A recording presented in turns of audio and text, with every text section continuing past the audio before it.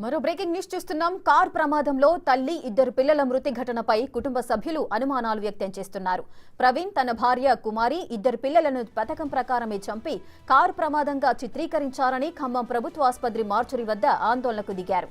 ప్రవీణ్ కొద్ది రోజులుగా కేరళకు చెందిన ఒక యువతితో వివాహేతర సంబంధం పెట్టుకుని కుమారిని వేధిస్తున్నాడని ఆరోపిస్తున్నారు. వారికి కుమారి, పిల్లలు అడ్డంకిగా ఉన్నారని హత్య చేశాడని అనుమానిస్తున్నారు.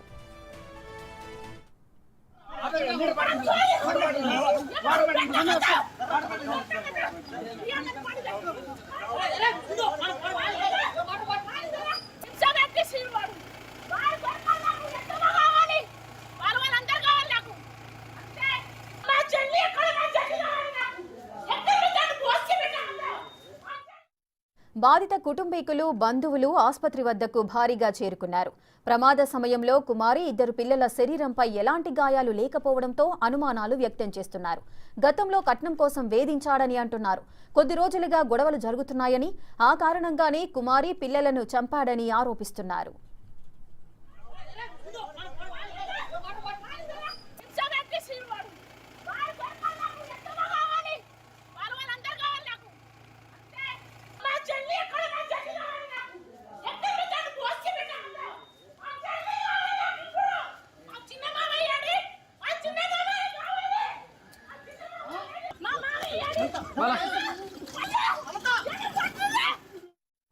రెటిక కారు ప్రమాదంలో ఒక తల్లి, ఇద్దరు పిల్లల మృతి ఘటనపై కుటుంబ సభ్యులైతే అనుమానాలు వ్యక్తం చేస్తున్నారు.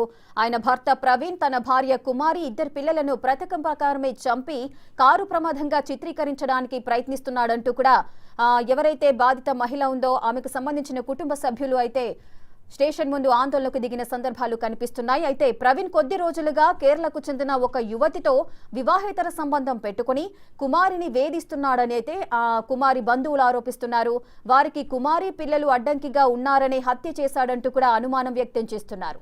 ఇక బాధిత కుటుంబీకులు, అదేవిధంగా బంధువులందరూ కూడా ఆసుపత్రి వద్దకైతే భారీగా చేరుకున్నారు.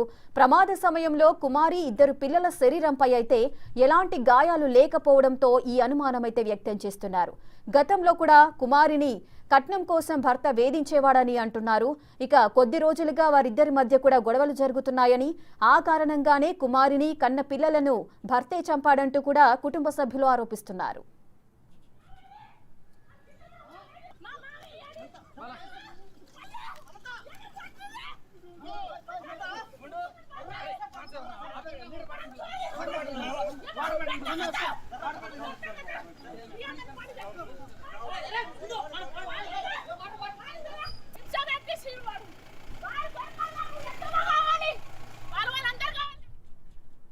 ఇదే అంశానికి సంబంధించిన పూర్తి డీటెయిల్స్ మా ప్రతినిధి భాస్కర్ అందిస్తారు.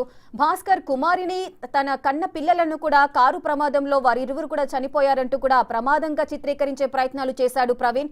ఆయన కావాలనే వారిని చంపి ప్రమాదంగా సృష్టిస్తున్నారు అంటూ కూడా కుమారి బంధువులు ఆందోళన వ్యక్తం చేస్తున్న సందర్భాలు నెలకొన్నాయి. అసలు ఏం జరిగింది, పోలీసులు ఏమంటున్నారు ఈ విషయానికి సంబంధించి? ఇప్పటికే ఖమ్మం కారు ప్రమాద ఘటన సంబంధించి ఎన్నో అనుమానాలు నివృత్తం అవుతున్నాయి. మొత్తానికైతే మాత్రం అంటే మృతురాలు తల్లి, కుమారి, తండ్రి కూడా మనతో పాటు ఉన్నారు. అసలు ఏం జరిగింది, ఎలా జరిగింది అని దానిపై పూర్తి వివరాలు అడిగి తెలుసుకున్నారు. అసలు ఏం జరిగింది, ఎలా జరిగింది, ఈ అనుమానాలకు సంబంధించినట్టు ఏమంటారు వాళ్ళంతా? సార్, మందు వేసిండో, చంపి వేసిండో, యాక్షన్ అని పేరు చెప్పింది సార్. అది ఇప్పుడు దాకా పోలీసు వాళ్ళు ఆ పిందికాకి కూడా ఏం పట్టేసుకుంటా మా అల్లుడికి అసలు దేకుంటా ఈ బాడీ ఇట్టే ఉంది, మీ మనుషులు ఏంటే ఉన్నాం సార్. మా రామనగర్ కంట వచ్చింది చూస్తున్నాం. అది గతంలో ఎప్పుడన్నా గొడవల సంఘటనకు సంబంధించి ఇప్పుడు 10 నెలలు అయింది సార్ ఈ గొడవ బట్టి. ఎవరు అమ్మాయికి, కేరళ అమ్మాయికి ఎకరాల మనం తీసుకొని వెళ్ళిపోయాడు.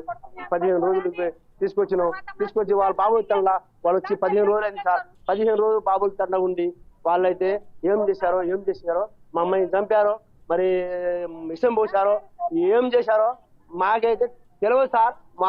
ఆ ఊరికి తెలుసు, వాళ్ళకే తెలుసు సార్. మాకేం ఫోన్ చేయలేదు. చచ్చిపోయినప్పుడు ఫోన్ చేశారు మా ఊరికి. అంటే గతంలో ఏమైనా ఇదే సంఘటన సంబంధించి ఒక తండ్రిగా మీకు వాళ్ళు ఏమైనా ఫోన్ చేసి మా ఇట్లా గొడవ లేదని చెప్తున్నా పంచాయతీ చెప్పిన సార్, నేనే చెప్పిన సార్. మంగిళ అనేటోడు మనిషికి నేను చెప్పిన సార్. వాళ్ళ అమ్మాయికి ఫోన్ చేసిన, ఎట్లా ఉన్నారు మా అల్లుడు, మా బిడ్డ, మన మనవరాలు ఎట్లున్నారు, మంచిగా ఉన్నారా అని అంటే మంచిగానే ఉన్నాం, మా ఇంట్లో మేము సరిదిద్దుకుంటాం, నీ పరుగు పోతే నా పరుగు పోతే అని వాళ్ళు చెప్పుకొచ్చారు. చెప్పుకొచ్చిన తర్వాత ఈ అయిపోయింది సార్ ఆటోమేటిక్గా. అంటే అసలు ఇప్పుడు పోలీసులు ఏమంటున్నారు మరి? ఇప్పుడు దీనికి సంబంధించి మీరు పోలీసులు ఫిర్యాదు చేశారు కదా, ఈ సంఘటన మీద మీరు అనుమానం వ్యక్తం చేసిన పోలీసులు ఏమంటున్నారు? పోలీసులు ఏం పట్టించుకుని నాకేం చెప్పలే సార్, ఏం చెప్పలే. ఆ మనిషిని కూడా తేలేదు, ఆ మనిషిని కూడా తేలే. వాళ్ళ తల్లిదండ్రులు కూడా రాలే, వాళ్ళు ఎవరు కూడా రాలే సార్. ఆ పిండిగా బయటే ఉంది, ఉప్పుతుంది అది. ఇప్పుడు ఆ చిన్నారి పిల్లలు కూడా మృతి చెందారు. ఒకవైపు చూసుకుంటే మాత్రం నీ పాప మృతి చెందింది. ఇప్పుడు అతను మీ అల్లుడు కూడా హాస్పిటల్ ఉందని చెప్పండి. ఇదంతా ఎట్లా చూడాలి? దీన్ని ఏమనుకోవచ్చు? అల్లుడు ఏడున్నో తెలియదు, వాళ్ళ అమ్మ నాన్న ఏడున్నో తెలియదు, ఏం తెలియదు. మా వచ్చిన రామనగర్ తండ మనుషులు ఏదైతే ఉన్నారు సార్, మా ఊరిలో ఉన్నారు సార్. ఇక్కడ నాకైతే ఏం చెప్పట్లేదు. మీరు అసలు మీరు ప్రభుత్వాన్ని కానీ అధికారులు మీరు ఏమని కోరుతున్నారు? మీకు డిమాండ్ ఏంటి? డిమాండ్ మీరు న్యాయం జరగాలని కోరుకుంటున్నారు కదా.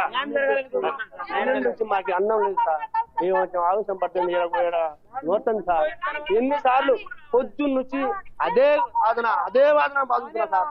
ఆయన రావాలి, వాళ్ళ తల్లిదండ్రులు రావాలి, వాళ్ళ పాలోళ్ళు రావాలి, వాళ్ళ అందరు కలిసి రావస్తే ఆ డెడ్ బాడీ పోయి ఏం చేయాలో వాళ్ళు మనం పోలీసు వాళ్ళు విచారిస్తే వాళ్ళ ఇంటికి పోయి స్నానం పెట్టి మేము వెళ్ళిపోతాం సార్. ఊరు నుంచి ఏ ఊరు వెళ్తుంటే ఈ ఘటన జరిగింది అనుకోవచ్చు. రోజు అంటే మీ ఊరు నుంచి వాళ్ళ తల్లి వాళ్ళ భోజన నుంచి ఆ వాళ్ళకి వెళ్తారు ఎట్లా? బాబు తల్లి నుంచి పోతుర్రు, ఖమ్మం నుంచి వస్తుర్రు, మాకు తెలియదు, మాకు ఫోన్ చేయలేదు. అది సార్ మీకు అసలు ఏం తెలియదు, అసలు ఏం తెలియకుండా మీ అమ్మాయి సీరియస్ గా ఉంది అని చెప్పారు. అయితే మేము మా ఊరోళ్ళకి చెప్పారు. తర్వాత మీ అమ్మాయి చనిపోయిందని నాకు ఒకటి